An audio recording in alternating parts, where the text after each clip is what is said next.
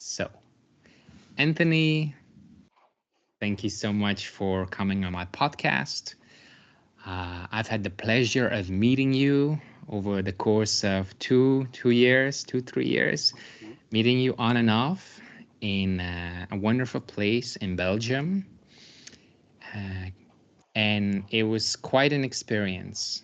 It was unlike anything I've imagined. It was challenging. It was really intense and really precious. So thank you so much for saying yes to be able It was a pleasure. to come here and to share your knowledge. So can you tell me something about um, how you came to inner mastery? Very good question to Mm, begin. It started out of curiosity. I've heard many things about first the medicines that we share. I was in a job of carpenter. Everything was doing perfect. I had a house, I had a job, but there was something missing. And I came across the ancestral remedies that I wanted to try this opportunity. At first I thought it was a drug. It was that simple. I wanted to have an experience with a drug just to take me out of what I used to know. And my first experience with the medicines were a total opening to something that I didn't know, to something else. And I left the first retreat I did with even more questions, mhm, even more. And I could have stayed into that point with an experience, but I wanted this experience to become my life, no, not only one moment or one weekend. So I started. I did another retreat and a third one, and I heard that they had training events for people who wanted to go deeper. So I said, okay, this is it. And I left everything. I took my bag. I took a plane to Marbella in Spain, and then I lived there for 5 6 months, getting trained, being in touch with people, and then I started to travel Mexico and Barcelona and Belgium and Switzerland, everywhere. mm, Part of this training, no? mhm, mm. Wonderful.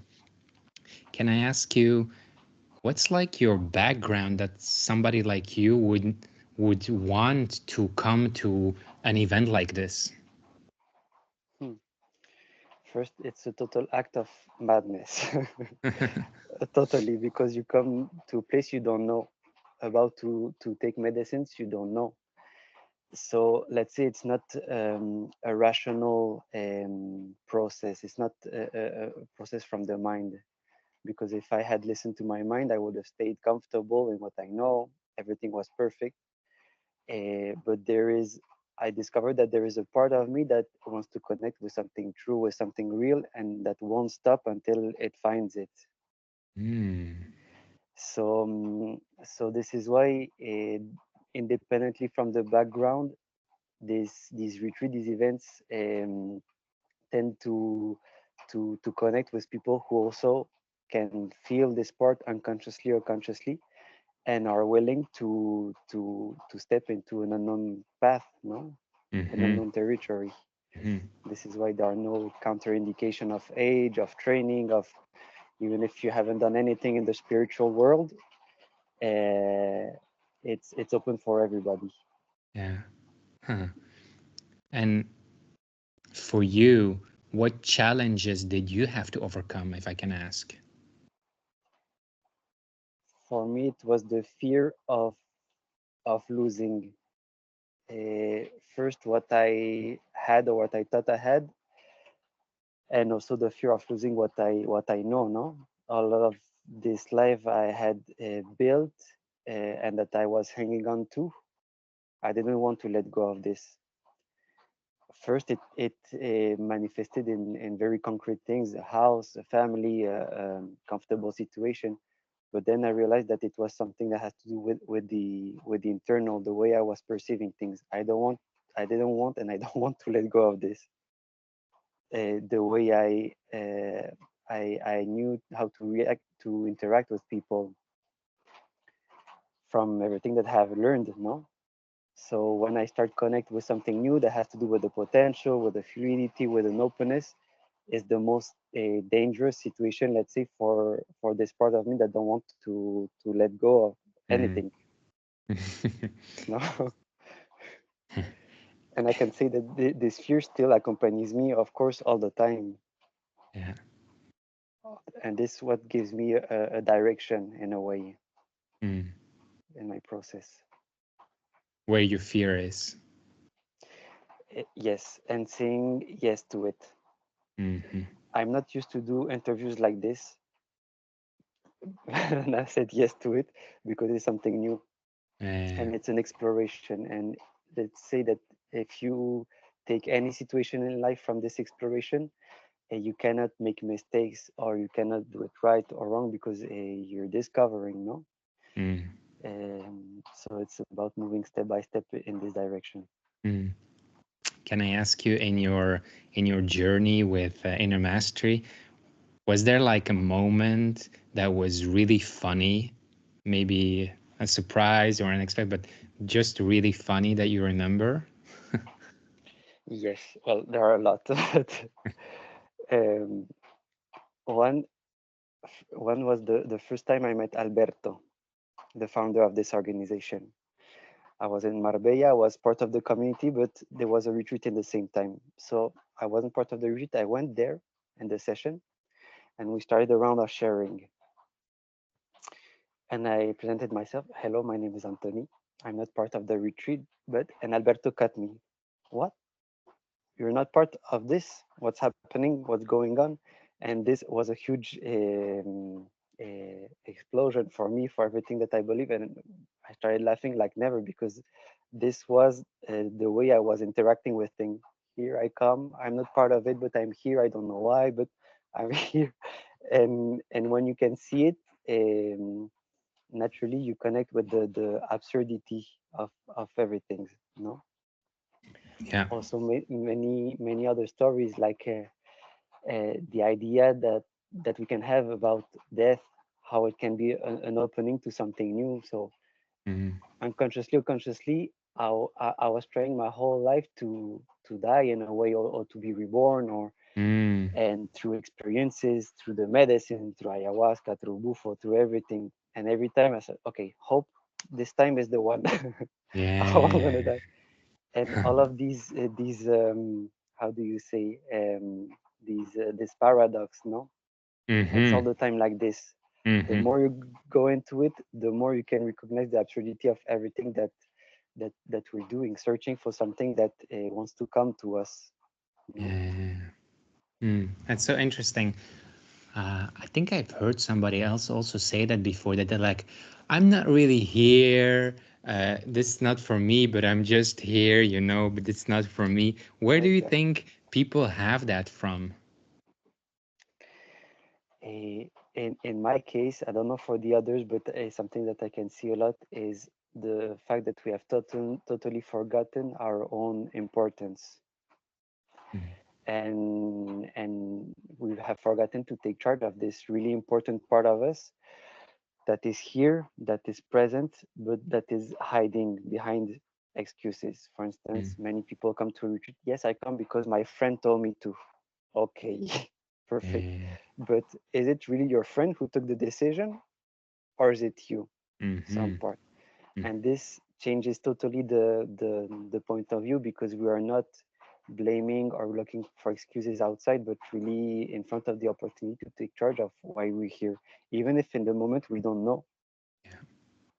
because this is revealed when it has to be revealed in a way. Mm-hmm.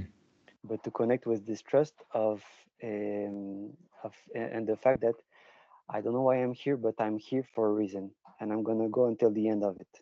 Yeah. It can be Yeah. uncomfortable, it can be, but from this trust to go through all of the process. Mm. On your journey, what's like one of the biggest paradoxes that surprised you? The biggest paradox that has surprised me.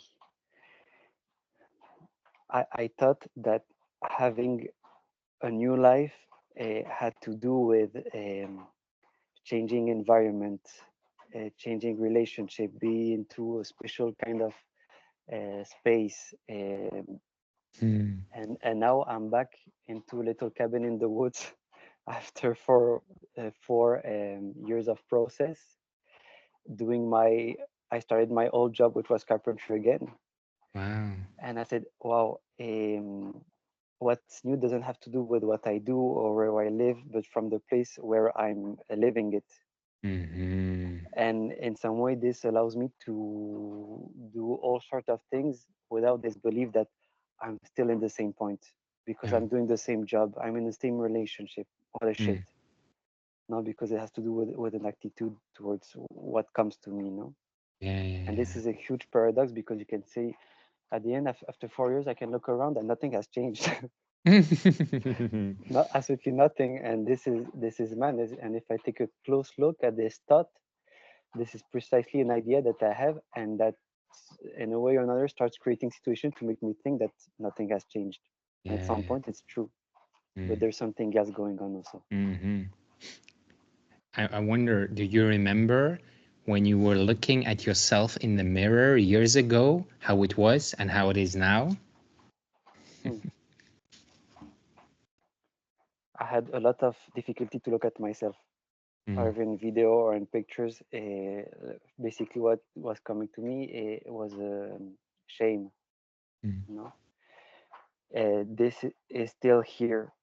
I can see it, but also again, the difference maybe is that I can start recognizing that it's only a part. Mm. If I believe it, if I fall into it, well, I lose, let's say. But it's not about not feeling shame again. It's not about being super confident now, because it's a human process, and it's to go through all of these stages, no, and go Mm-hmm. through them until you can it can be revealed to you what really is. Yeah. So it's a question also that a lot of people are asking me this time: how can I heal the traumas or the ideas, the blockages?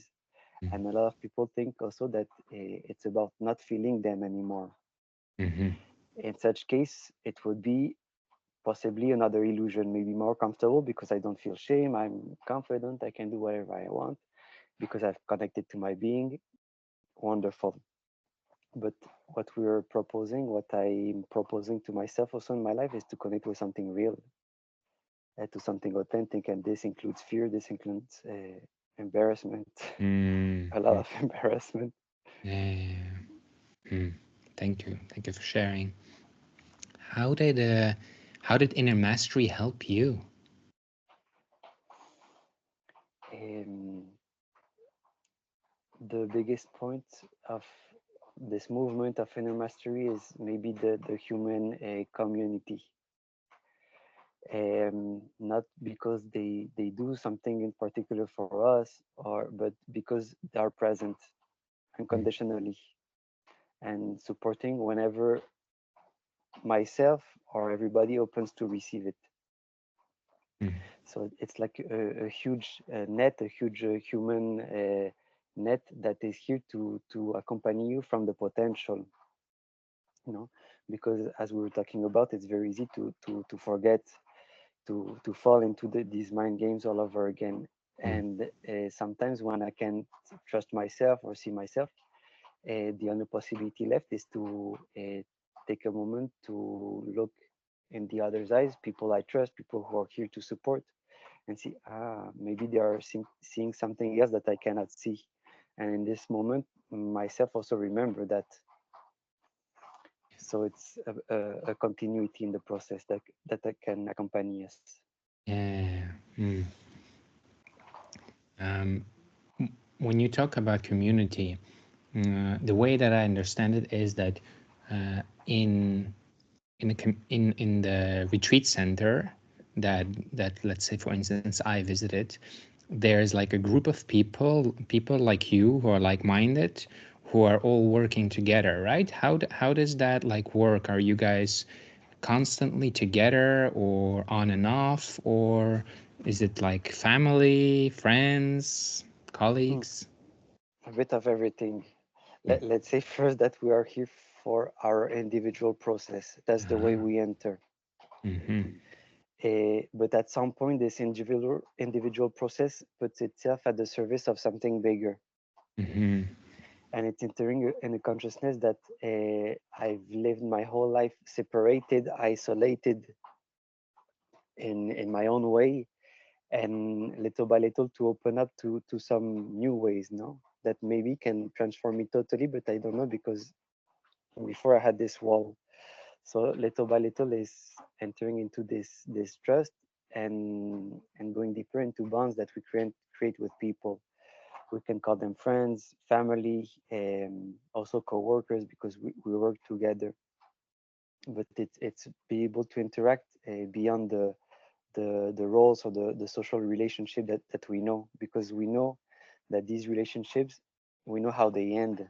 Let's say I Mm-hmm. know that, for instance, in a relationship, I'm gonna end up abandoned, or in a friendship, I'm gonna, at some point, there's a little part of me that is being very careful because it can be betrayed. Now, if I interact from my individuality, let's say that I can allow myself to have friends, family, but this is not the role ruling anymore. What's going on? There is something else. So people can come for the community for 1 week, 2 weeks, just to have this continuity in the process. It's like Mm-hmm. an acceleration, and you don't have this moment of pause from a retreat to another and coming back now, but to have a way to go deeper at Yeah. once. Yeah. Because let's say you have no escape. This was my biggest fear when I first came into a community. Okay, there are people everywhere. How can I hide? There's no way, because people are seeing you for from the potential, and that's maybe what's the most confronting, because we're so used to being not seen or being not recognized. This is what is comfortable for us. So when people start to see at us, it's devastating, devastating. Yeah. But also respecting the process, no. Yeah. So we organize working spaces. There are moments of creativity, of sharing. It's a wonderful space to live in, even for 1 week, no, or 1 month. Yeah. I wonder during your training, like when you see each other and you get to know each other, like were there moments where you like messed up or did something wrong, or were you all perfect? Uh, good question. Y- yes, let's say it's very human. It's the most human. We're not, even if it's a spiritual movement, it's like say a spirituality that has to do with something real. So there are moments we get angry. There are moments we get activated. There are moments we insult, or we express what we feel. At least this is the opportunity. Mm, The biggest change is that we have a space to observe and at the same time what's going on, and not to take any conclusion. mm, This is the biggest point, because this allows us to not live in a bubble where everything is perfect, nobody makes mistake. No, but to go through each step and to observe, okay, what's going on, no. yeah. Mm, nice. So this is very enriching because we don't have to hide anything. Yeah. So This is the possibility. I guess the qualities of honesty and accountability, responsibility, and you come in contact with those qualities. Exactly, and you connect automatically with something authentic, because you don't have to put on fake smiles, or in order to try to be accepted. You know, people, the message that is here, even without having to say it, is you have nothing to do or to say to be seen, to be Yeah. accepted. So you can leave on the side everything that you have built up to fit, let's say, and join the group of inadapted person and see how we can work on together, no? Yeah. Hmm. So, who is the founder of Inner Mastery and what is his vision? The founder is named Alberto Varela. He passed away last year Mm, from a brain cancer. And his vision, let's say the spaces that he created was to give an opportunity for people who are feeling lost, who didn't know what to do with their life, to connect again with this possibility that we had all forgotten. Himself first, he went through a whole process, starting with meditation, therapy, ancestral remedies, and he discovered something that even went beyond all of that, and it has to do with the being, no? mm, So it was to create a possibility outside for everyone to connect with something that they already had. So let's say that he gave himself to this game and created spaces, creating scenarios, yeah, events, different kinds, a lot of creativity in order for us to go through this path, to get lost in it, but from distrust until we can connect with ourselves again. yeah, So let's say that he incarnated a figure of leader, even if he always said that he wasn't one, because the point is not to follow another thing outside that will give us an answer or the solution. This wasn't the point at all, but mm, just to inspire mm, a mm, possibility. yeah. Have you have you met him a lot? Yes, yes. Every month we used to gather in Madrid for a monthly event with all of the team members, in which he used to give classes or events in which even we didn't take any medicine through the words of through the medicine of language of the words, and at the end it was all an excuse to meet again, no? Mm, So we were meeting regularly on these occasions. yeah. Mm. Do you have like a fond memory, one or two memories of him that you strongly remember? Yes. um, the most impactful for me was once in these events in Madrid I had to it was like an exercise to be in front of all of the others and give a class. Uh-huh. So I was like this, uh, afraid, and I went on breathing, and I started speaking. And he was in the back of the room. And at some point, he stand up. He went through the whole room. He came behind me, and he told me in my ear, "What you're saying is totally boring." And I was everything fell. He says, "The most important is not what you're saying. We don't care about this. It's about from where you're saying." Mm, And he gave me a big bump on the chest, and he went to sit down again. And he mm, said, "Now speak louder." And I started speaking louder, faster and louder. And at some point, something happened that I wasn't locked down anymore in this fear, in this, and I was just able to express what I need to express with the emotion, with everything I had to go on in this moment. yeah. And this was it. There is no possibility Alberto could do this for me.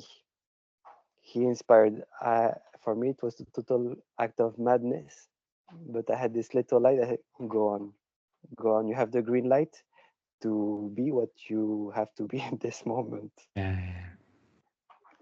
And these are moments totally transformative, because you discover a whole new world in Mm, which you realize that people are not here to judge you. They are not here to have an idea about you. They are here to love you unconditionally. But if I don't go out of my own bubble, I cannot see this. mm, So mhm. we need sometimes someone from outside that say, "It's okay, you can come out. There's no danger out here." Yeah, yeah, yeah. Come out. And of course, Mm, it's so confronting. It's so confronting. And in these moments, only trust can guide you, because if I rationalize it, there's no way. mm, There's no way I can do this. yeah. Mm. You mentioned something. You said the medicine of language. Can you elaborate on that? What you mean by that? Yes. More precisely, is the medicine of the powers that can have the language. And when we refer to language, we don't only refer to words. Language is a whole world. It has to do also with an internal language that we have learned.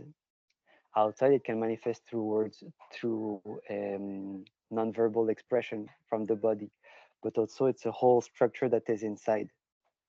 The point is that we have grown up giving meanings to the words, and that we have been locked down in these meanings. What does mean love? What does mean a woman, a man? And we go through life following these meanings, no?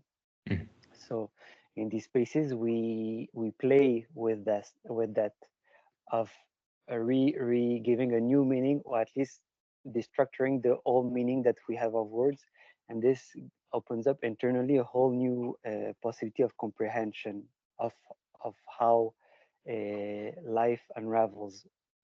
And it's very important to make the decision, the difference, because the power is not in the words that we're saying. It's to connect from a new space from which we can use language to transmit something that is happening to us, because mm, most of the time a lot is happening to us, but as our language is limited, unconsciously we distortion, I don't know if you say that, we deform everything. For instance, I have an experience of love in a retreat. I experienced something totally new. Automatically the language will try to fit this experience in a structure that I already know. Ah, okay, so this means this is God. I had an experience of love. Okay, so now I am love. So try to fit something that doesn't allow to be grasped. So through language, we have the possibility to create the condition to receive something new. The language cannot produce that. It cannot mm, express what comes from what is beyond. But we can create the conditions in which the mind won't be able to make something out of it. mhm, That is all that we already know. mhm, mm, So it allows us to go also beyond all of the perceptions that we have, and to deactivate all of these bombs mm, from the mind. mm. Thank you for sharing. So, a retreat. How does a retreat look like? So a retreat is a three nights event. Often it starts on Thursday evening and it ends up on Sunday. So we always use a 3 night format because it follows a protocol in a way.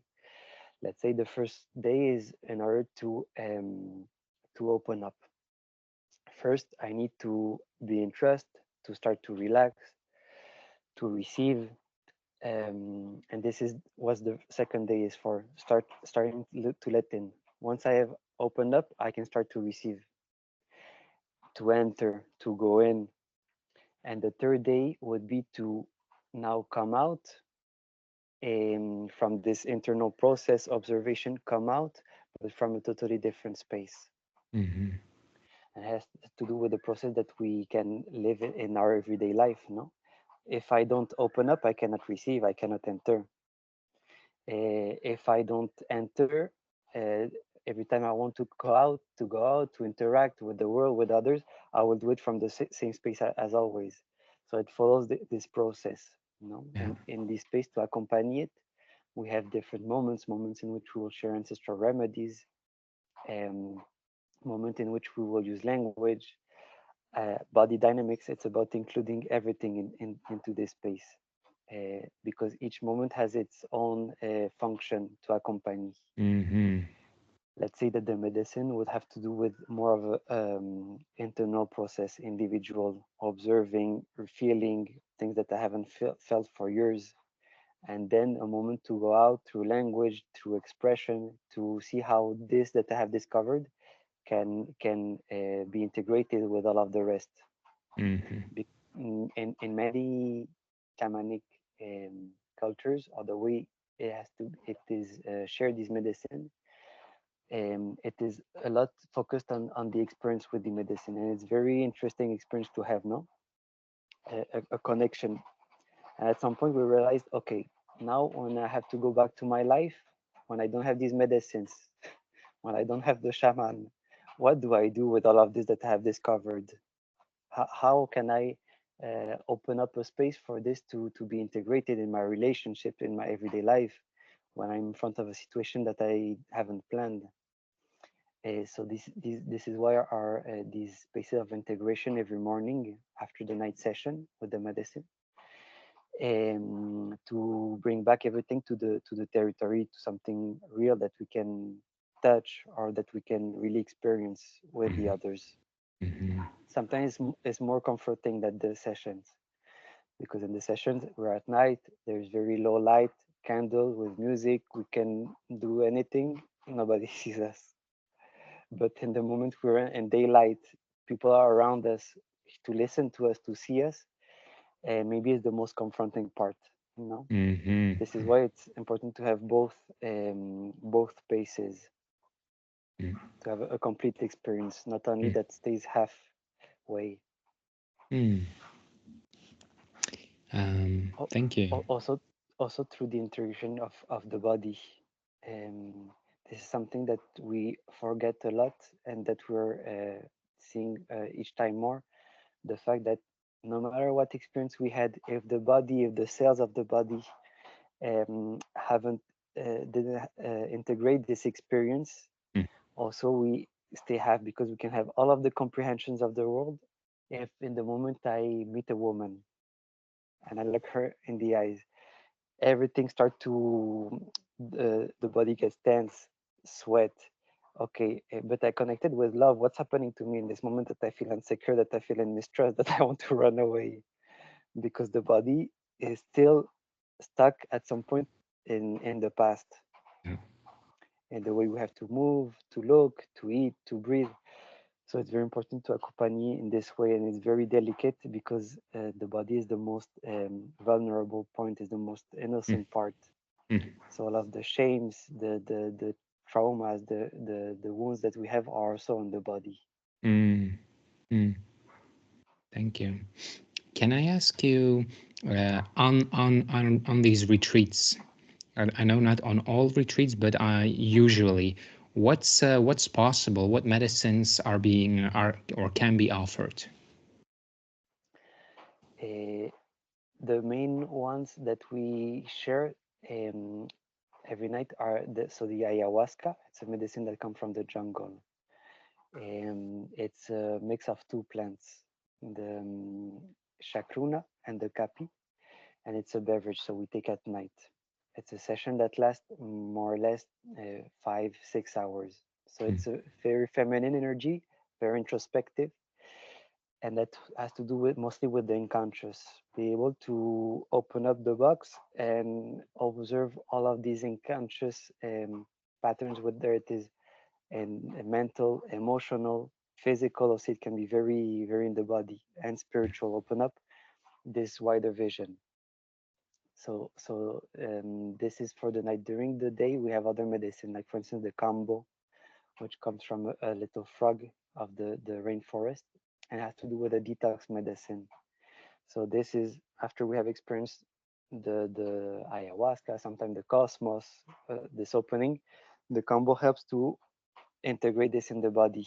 It's a deep, deep cleaning, and it reconnects us with this life energy. Mhm. So it goes until the cellular level. So it's a very beautiful medicine that can accompany us reconnecting with this innocence we're speaking about. Mhm. Release the blockages, the tensions that we have, and this we share it every morning. And we also have this medicine of the Bufo alvarius, Mhm. which comes from a toad from Mexico, and this is the most powerful medicine in the world. Um, it's let's say we call it the molecule of God, and it's a very masculine energy, so it can give us the possibility of an experience of death and rebirth. Mhm.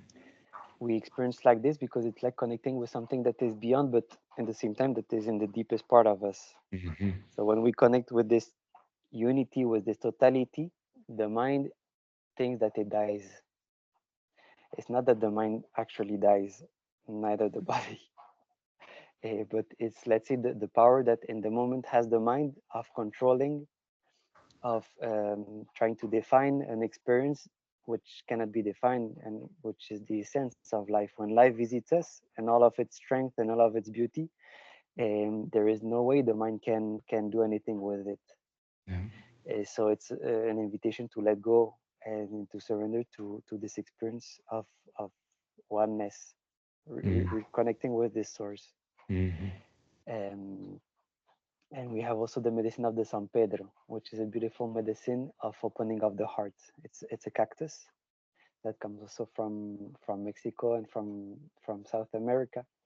And let's say it's the complementary of the ayahuasca because it's allow us to have this experience outside, experience love with the others, and relationship with my body through movement, and accompany this energy that is rising, rising, rising until I can be in total presence, enjoying the smells, the sounds, the gaze, the touch, everything from this new look.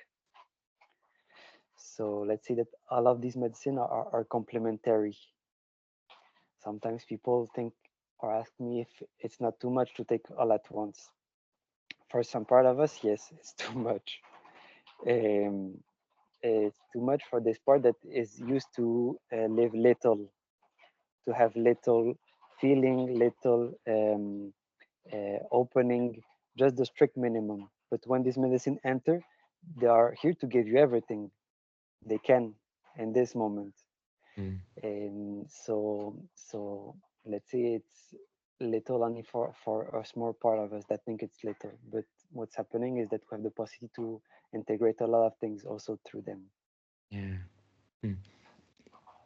Wonder when you see people coming into the retreat and then leaving the retreat, what do you see happening with people? Um, they connect with something real. Um, it doesn't mean that they feel better. Mm. It doesn't mean when you can see sometimes, huh? Sometimes we feel with we leave the retreat with an energy of heart opening, of love that was necessary to reconnect with this. Sometimes people live in, let's say, in a very reflexive, observing state, and they arrived all happy, everything's okay, everything's fine. They leave very not serious, but very observing, you know.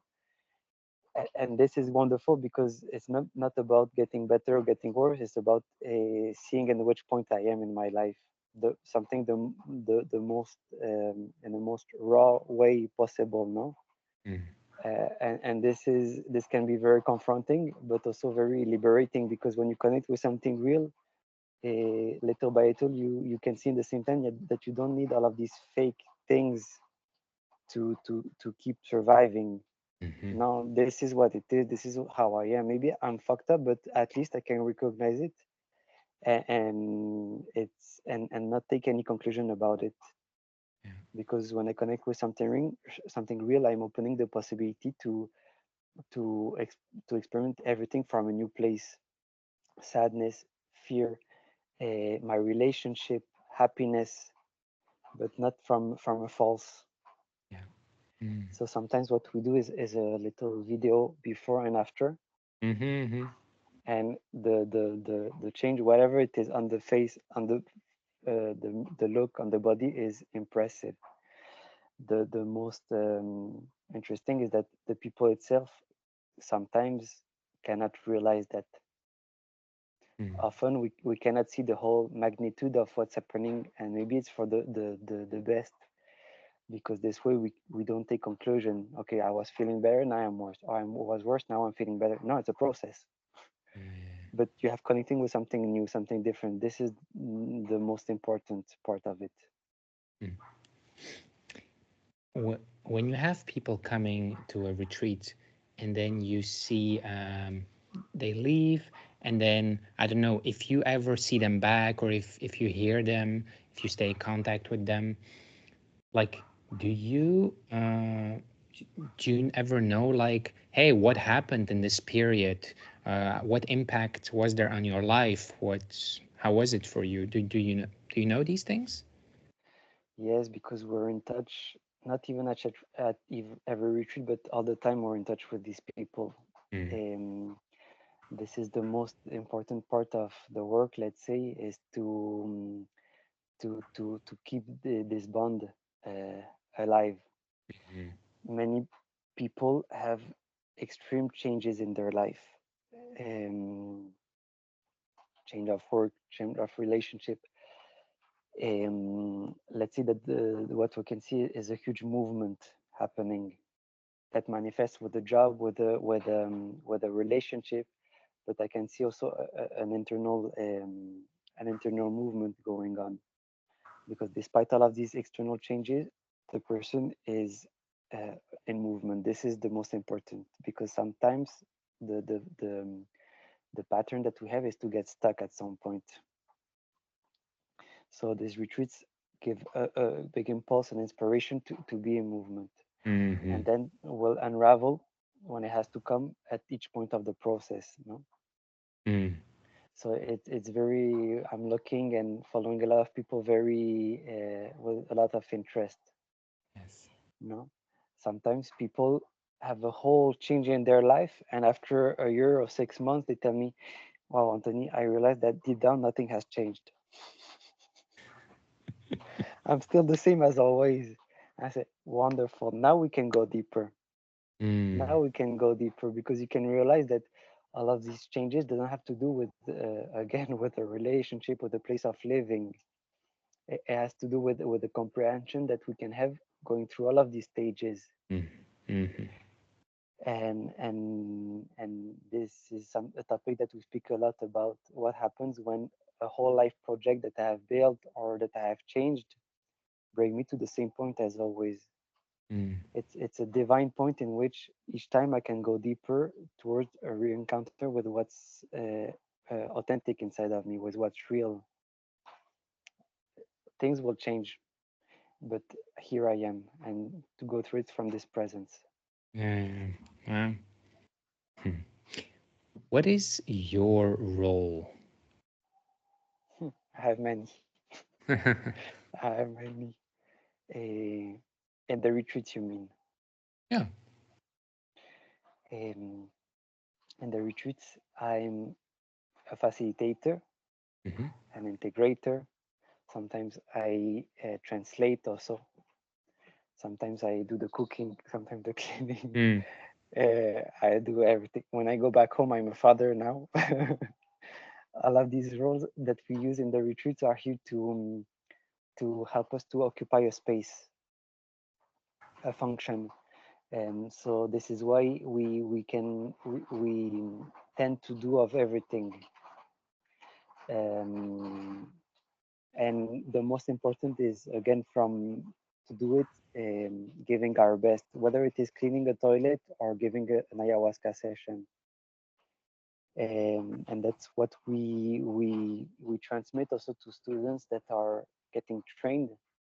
That, of course, I started wanting to give ayahuasca this process. I wanted to be a facilitator. Then when I arrived to this point, to this role, to this function, I said, no, still not it. There's something more.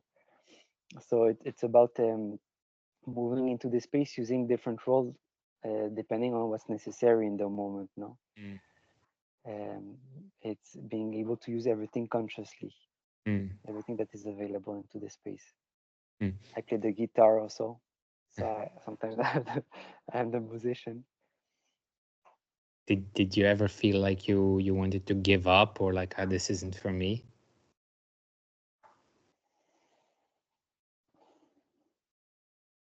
No, Okay. no. I'm a lot of times afraid, or with every many things going on. Um, but that's the moment in which I breathe and I stay, because in these moments particularly is when there is a big surprise often going on. If I go through it, uh, something totally unexpected happen. So I said, when I get triggered like this, I have these thoughts. I breathe even deeper, and I go through it. Mm. How how does one become an inner mastery facilitator? Um, in this moment, we have launched, we have started a new training.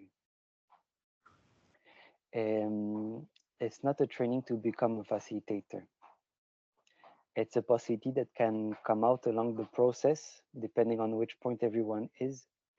But more than anything, is a training for everybody to connect again with this space of importance, with their presence, whether we work with us, the person work with us, or in their everyday life. Um, for instance, people in their job in which they're in contact with people, in which they have a shop. It's also a field in a way.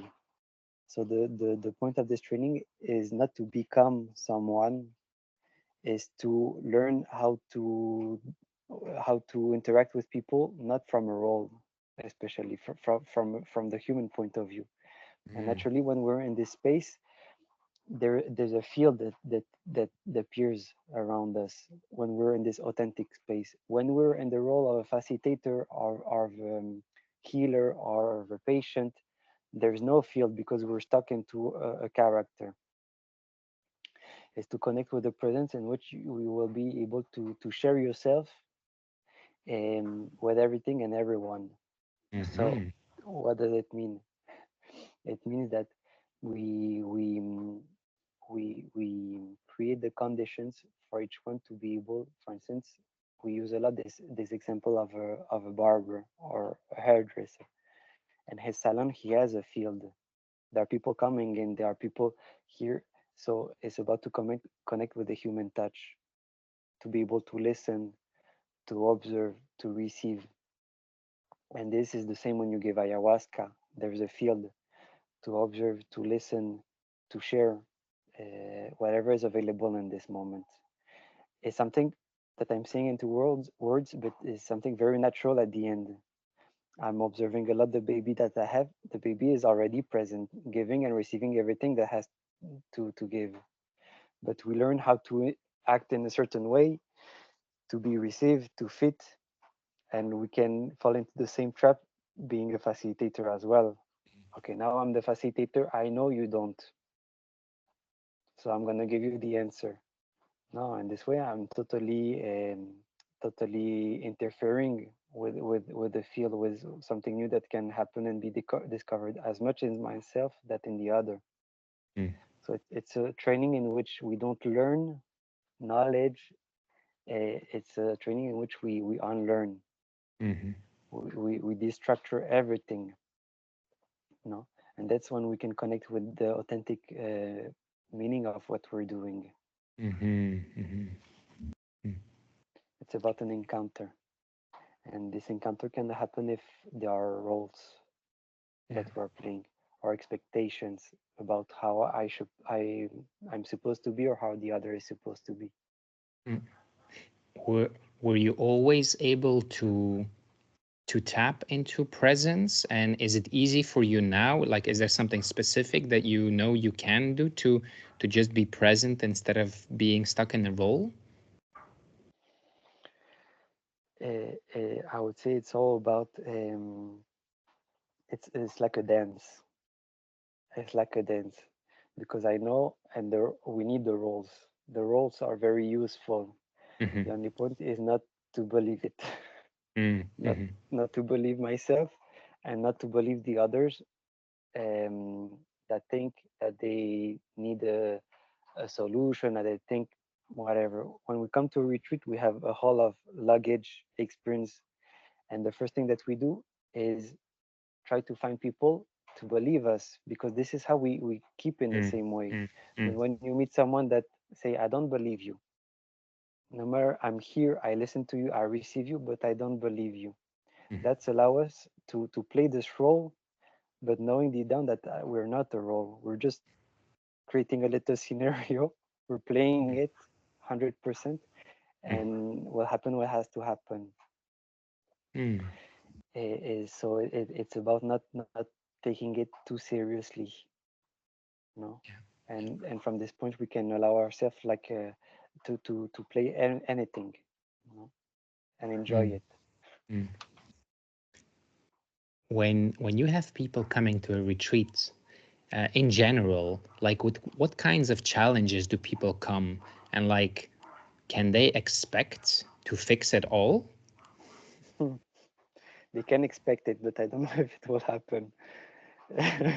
But they can expect it, and they do. It's part of the process to expect things, because maybe that's what is the first thing that makes us move on the surface, no? Mm, But this is also one of the first thing that we do in the retreat. Get prepared for something totally different to happen from what you have mhm, expected, and this is the primer condition to really connect with something different.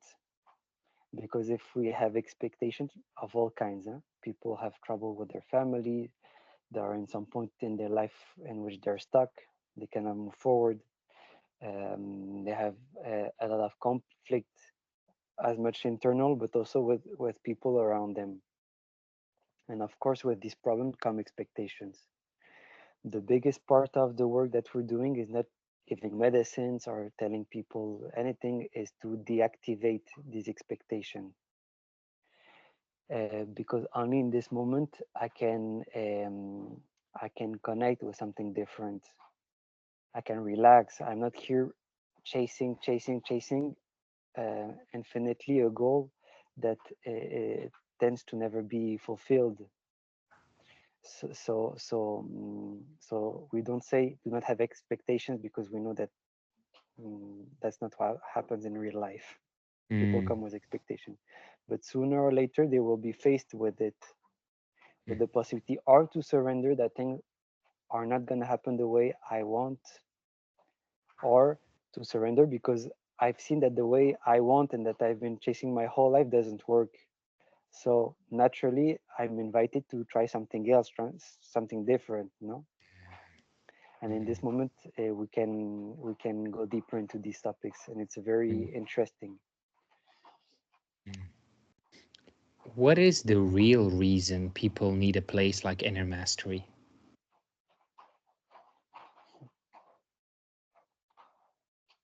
I have no idea. I have no idea, and maybe at some point it's for each one to discover it. Everything is available in the measure in which we allow ourselves to receive it. Mm, This is why it's not something that gives us a guaranteed result, um, but it's something that is totally and unconditionally respectful of each one's process, and from each one can or want to receive at every moment. mm, And this is why it's mathematical. Everybody have the experience it needs to have in this moment. Maybe not the way they expect it, but if we take a step back, um, you can start to see that this is what I needed to receive in that moment, no more or no less, because mm, this way I can see exactly in which point I am. mhm, If I control the whole experience, it's perfect, because in this moment I can see how control has the power in my life, how is it influencing everything in my life. mm, So again, there can be no mistake with these things. mm. Are there different ancestral tools available that are not in every event, not in every retreat? There are some particular ones that we share. For instance, I'm thinking about iwoga. We have many others that we share in very particular conditions. It, in the case of iboga, it's an ancestral root that comes from Africa. Mhm, It's a very strong process that can last a lot more than the other medicine, and that require a medical accompaniment. mhm, mhm, There are other medicines in which we share in some retreats, not others, because it depends on the field that is present at that moment, and maybe they correspond to one moment and not the other. We have a lot of medicine, tobacco medicines, and also we have a particular place in Italy, in Milan, in which ayahuasca has become illegal. Mm. So it has been a wonderful place to explore and experience different way of Mhm. accompanying this field for with other medicine, with cacao, Mhm. or giving the medicine that we used to give in one moment of the day, giving it another to play with it. Also, a lot more with the language, with body dynamic. We're doing very interesting things in Milan in this moment due to this prohibition. This, Yeah. so it's always a way to discover new ways of doing things all the time. Mm. Can I ask you, what is your opinion on the fact that ancestral tools get prohibited in some places? Actually, I don't have really an opinion about the fact. Um, the point is what we have been doing these all of these years is all not to get in a fight with it. It would be, let's say, the first thing that comes to me, Mhm. to say how unfair it is, um, or to protest or to rebel against it. It's about surrendering to what the situation is in this moment, but to move in our own favor. Mhm. If tomorrow the medicines are illegal in Spain or in any other place, we will close the house there, the retreat, and go into another place, or to continue without medicine, because what we are sharing hasn't doesn't have to do with one specific way or one tool. No Mhm. matter where we are, we can create these spaces of encounter. Mm. So let's say it's about taking it as an opportunity. Mhm. Mhm. Mm. What is your goal? What is your vision? Hmm.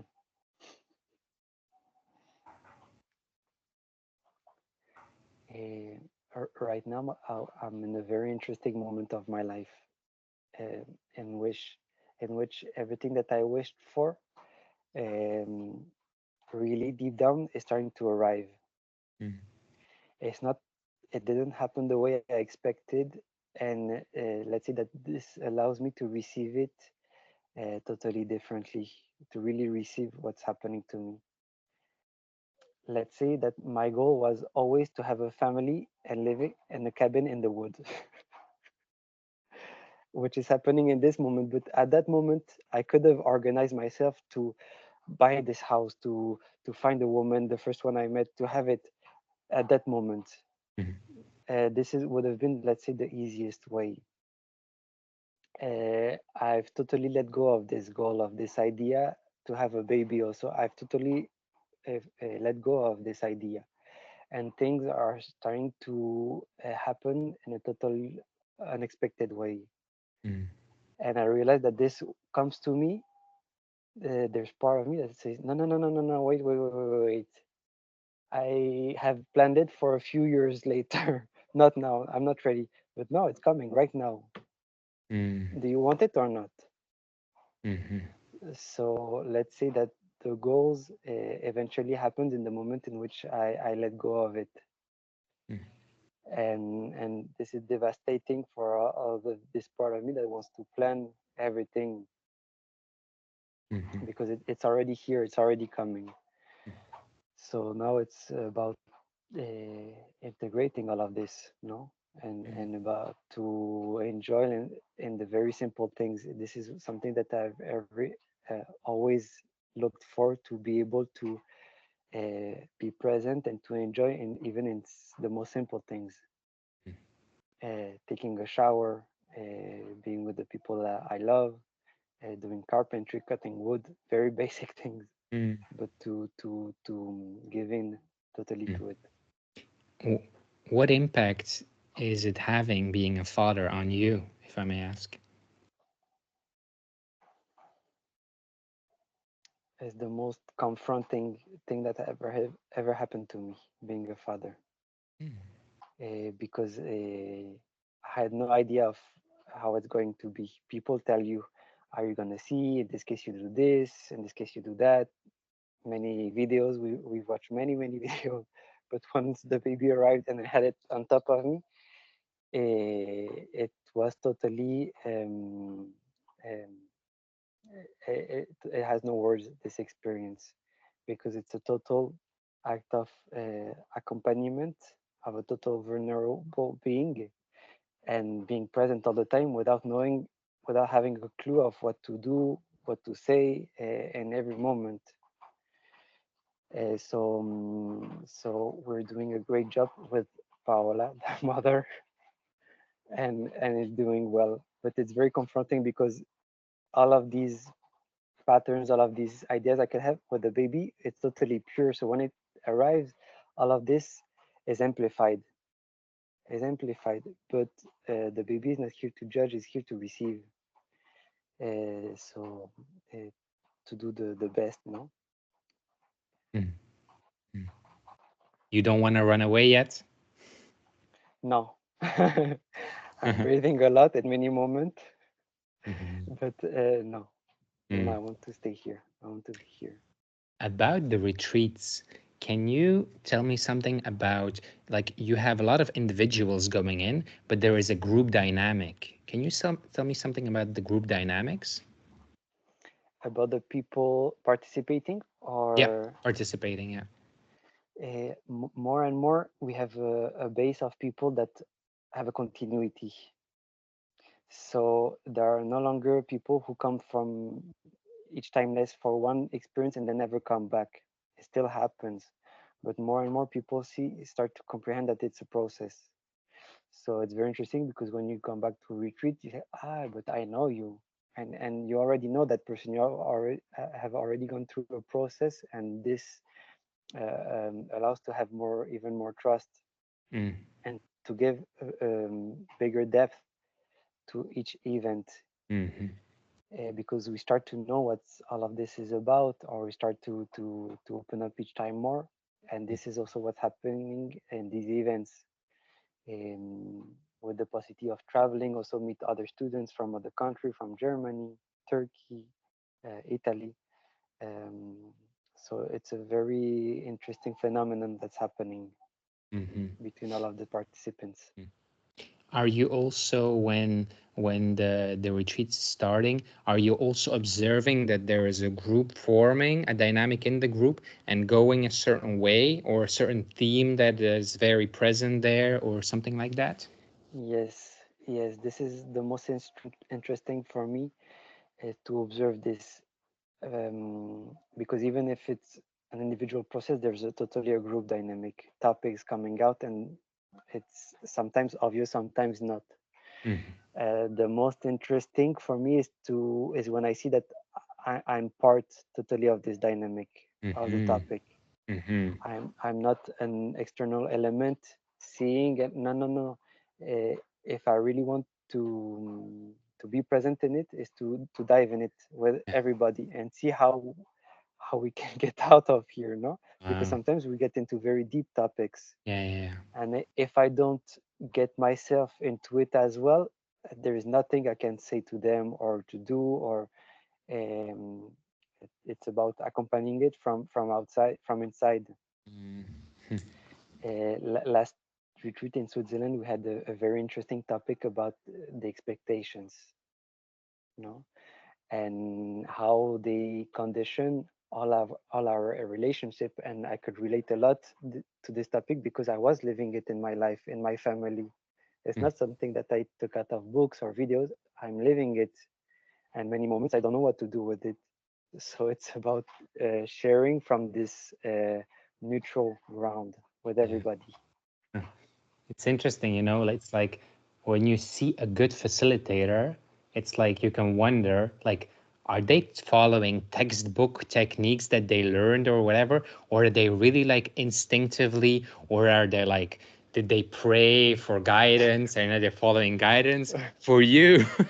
What, how does it work for you? Are you doing it all instinctively, or do you pray, or do you follow texts or techniques, or? For me, it starts by going through a very confronting part. to realize that I'm not in a better place than the one coming Mm. or more elevated. And that can be very confronting because after having gone through a whole process, taking many medicines to connect with the people from a total neutral ground, this can be very confronting for this part that things that have healed or that been transcended or no, it's recognizing I'm like you. I Mm. comprehend you because I'm going through the same in this moment. Mm. Mm. I'm not here to tell you something that you don't already know. Mm. Some people do, but I'm always wondering how what kind of relationship can appear from this base of one thinking that he knows more than the other, and the other thinking that he knows less than the other. It's totally interfering these kind of thoughts, Mhm. and so is coming back to the ground again. I'm Thi- also living in the shit sometimes and going through all of these things. this attitude or approach that you have, is it something that you think everybody can develop, or it's something you have or you don't have? It's a possibility that is in everybody because I'm experiencing it myself, and everybody. Um, the and when we go to the retreats, people start to see it as well, because when we see another person, if I cannot recognize it in myself, when I see someone outside that is not trying to judge me or to tell me what to do or what not to do, who is here to accept me, to receive me unconditionally, naturally I can, it's automatic, I can connect with this place. Okay, I don't have anything to do, here I am present and I can receive. So let's say it's a field in which everything is being in which we're being exposed to that. Mhm. So sooner or later, we get to this point Mhm. of presence. Mhm. Okay. If somebody wants to go to a retreat and they want to get the most out of it, how should they approach it? Um, each one will have his its own way. Again, there's no way of preparing to this experience. People come without having with intentions, very clear ones. Some people say, "I trust. I'm totally open. It will happen what will happen." Both approach are valid and are totally perfect, Mm. because again, we create the space for something different to happen. So no matter how you prepared, no matter what you've learned about the ayahuasca, it's superficial.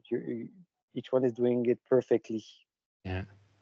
In a way, what everybody's experiencing until the retreat is the preparation itself. Mm. um, some people have a lot of problems just before the retreat. This is the preparation itself because it gets you to the perfect point to approach the experience. Yeah. Mm. What do you think about like people coming to do one session or people coming for a 2 3 day stay?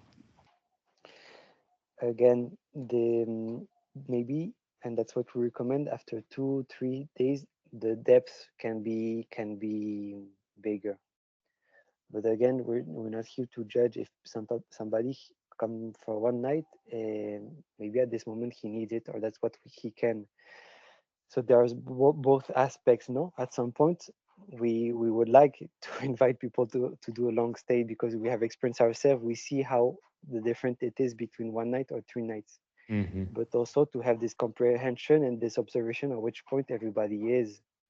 It's not about forcing anything because maybe this person in this moment is ready and available for one night and it's perfect this way, Mm-hmm. but also give this possibility to go beyond what we think is good for us or what we know we need. No, Mm. What do you notice for yourself, if I may ask, that is different in a longer stay of 2 3 days, maybe? well, there's a whole development that we can do which is not as much developed, let's say, with one night, one experience, more than anything with the integration of the experience. We're not saying that with one night you're not going to have a beautiful experience. No matter what it is possible to have this experience. But again, as we were saying at the beginning, it's about going through all of these stage, the opening, the beautiful experience, the once again forgetting maybe, or seeing things activate, and then integrating from a new place. It's a whole process. Mm. Um, so often people who come from one night, what I can see that it opens up a possibility to go deeper in the future when it has to be. The most important 1 or 3 nights is to connect with this possibility, with this trust. Mhm. And how often do you recommend people to come on a retreat? I remember you were talking about like a lunar cycle of 3 or something. Yes, especially in the beginning, for those who really want to get into the process, we recommend one retreat per month for 3 months at the beginning. Um, it's like, to use an example, when you are in the ground and you want to go deeper, so you start digging, after retreat you dig and you come back to your life little by little, with the wind, with the rain, everything starts to be covered again.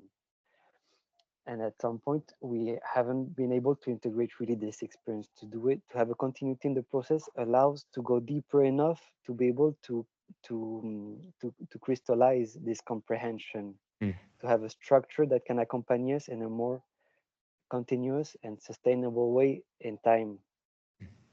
What we're offering is not only a placebo to feel good or to feel something new for 3 days or a weekend, and then going back to the new, not to the same old shit. Not to have a comprehensive structure that can accompany us each time more. Mhm. But again, it's a recommendation, but everybody's process is different, so it's very important to see at which point everybody is, and it's something that the same person feels it in the moment. Mhm. Um, for people coming to a retreat, do you recommend them to participate with all the ancestral tools, or can they also do the retreat without any ancestral tools, or only specific ones? What's your recommendation for that? I recommend all of it. I recommend all of it. Not because the person will get a result by taking all of them, but because I have experienced myself that all of them can collaborate. Um, and I'm seeing it from the point that if the person choose to do no medicine, that I know that doesn't mean that her experience won't be as deep or as beautiful. No, at all. This is why I recommend to take all of them. Mhm. Mhm. um, Sometimes if we sometimes people want to take all of them. At this point I say, okay, just one or none, because again, what we think we know is not usually what we really need, not to have in this moment. um, but yeah, again, it's to explore whether it, because everything is available at that moment. Mhm. Mhm. Can you say something about your own experiences working with the ancestral tools? Yes. They are very interesting to, let's say, shake the structure that we have. I remember the first retreat I did in Switzerland. After taking, I did everything. I said, "Give me everything. I want to connect." And it was um, going beyond the structure that I had, until the point I didn't know what was real anymore or not. Mm. So it's very collaborative at some point because it connects us to this possibility. Does it mean that it's real? Does it mean that it's integrated in my life? I don't know. Probably not. But sometimes we need, and we are welcome to take advantage of it, to use them, because they are precious tools and complementary with all of the rest. No, Mhm. Why is it called medicine? called medicine. Many people call them drugs, you know.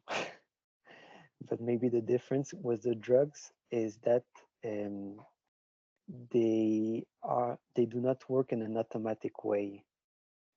They do not work with the law of cause and effect.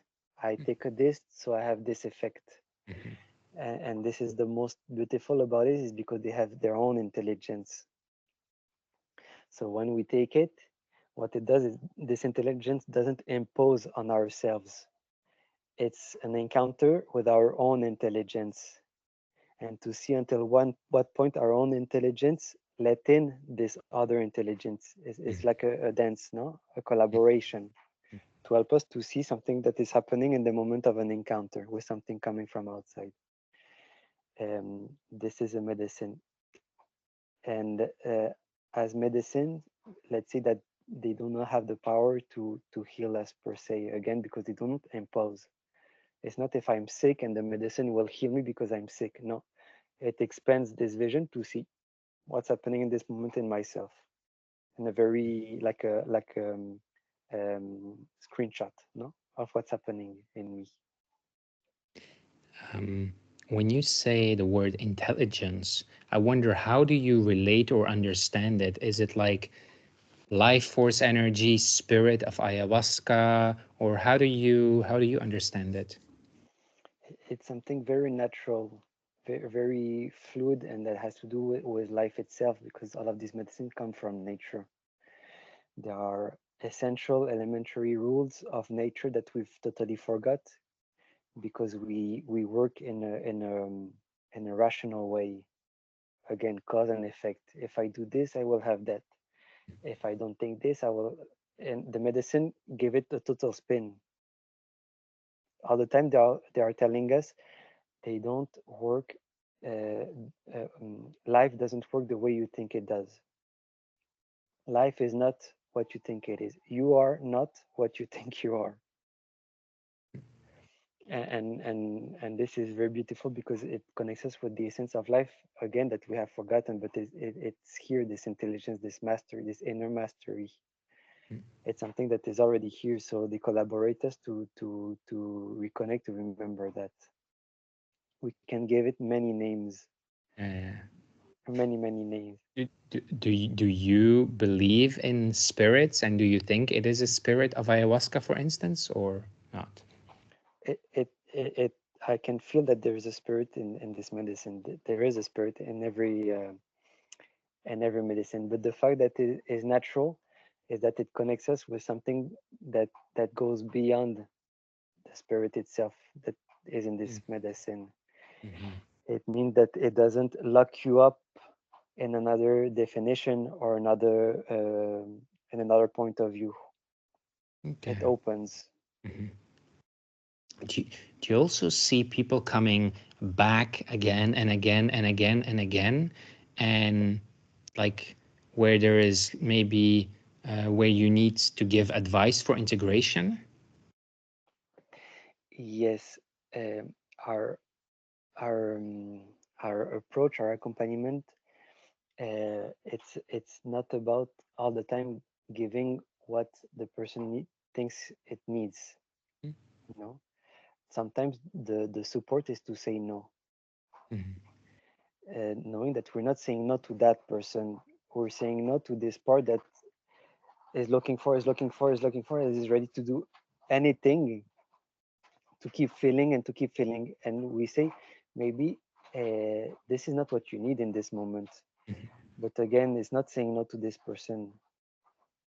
It's first saying no to this part of me that that in some way is a prostitute that wants to give what the other is waiting for and is waiting for, and this is not supporting the person and is not supporting myself. Mhm. It's keeping in the same patterns, and we could do it. There's no problem of doing it, but it will lead us sooner or later to the same thing that we already know. And as a personal decision, what I really want is to connect with something new. I'm totally bored of the same and the same and the same. And of course, it's confronting to receive a no. It's Mhm. confronting because we can perceive it as rejection, as not feeling accepted. but it's a no that comes with all of the love in the world and with absolutely no rejection. Yeah. And if I can let enter this no, maybe I can connect with an authentic yes for once in my life. Mm. Again, not the way I expect it, but maybe the way I need it. What's like a general advice of integration that you would like to give to people in general? Uh, uh, Allow yourself to forget, allow yourself to get lost, allow yourself to don't even know who you are or what's happening to you. It's a very automatic tendency we have to define everything that's happening to us, Mm, and more than anything, that there are other human beings that are present and probably living the same thing as you are. mm, mm, So when we forget, the point is not about remembering, because if we remember, generally it will have to do with something with the past that already is gone. No, mm, mm. take a step and be ready to be received by other people that will receive you, whether you feel lost, no matter what happens to you. Um, in your time living in the retreats spaces with the commune, how have you as a person changed in your own perspective? It has to do with this, with the first impact was it's okay to be me. It's okay to be me. And from this point, it's a direct door to the potential to go Mhm, beyond this me. mhm, So again, whenever whatever I'm experiencing, to know that there are other people available, even without having to ask for this support, to have this trust that it will happen. This takes off a lot of the neurosis that can accompany the process. Just to be going through whatever I'm going through with all of the support available. So the change, it would be to be more relaxed, and everything becomes more soft in the way we interact with people, because there's not this rush or this anxiety or this pressure uh, that has been imposed from outside, now that was inside, that is inside. No, little by little, to let go of this. yeah. Mm, mm. I wonder, how do you remember Alberto?